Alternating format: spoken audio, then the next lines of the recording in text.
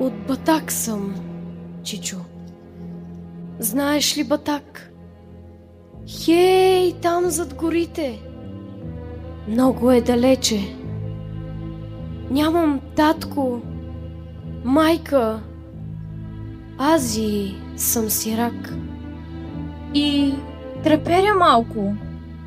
Зима дойде вече. Ти, Батак, не си чул? Аз съм оттам. Помня го клането и страшното време. Бяхме 9 братя, а останах сам. Ако ти разкажа, страх ще те съвземе. Като ги изклаха, Чичо, аз видях, с топор ги сечаха, ей тъй на дръвника. А пък аз и плачех, па ме беше страх. Само бачо Пеньо с голям глас извика. И издъхна бачо.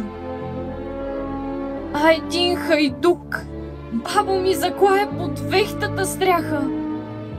И кръвта потече из нашия капчук.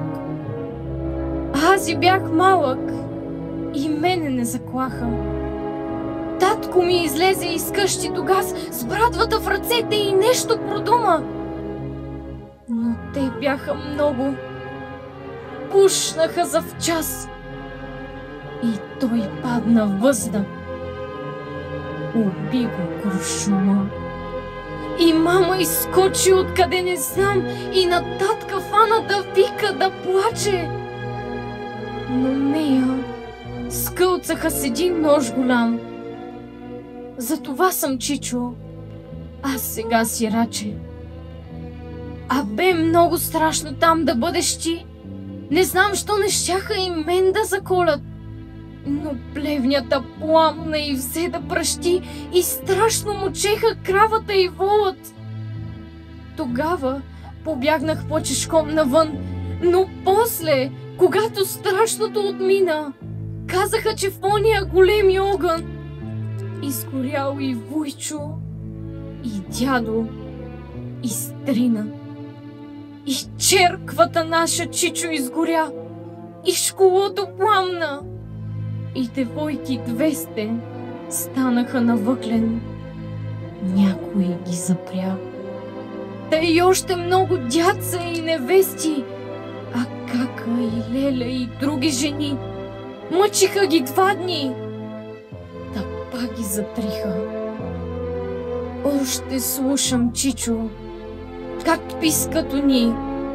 И детенца много на мъждрак набиха.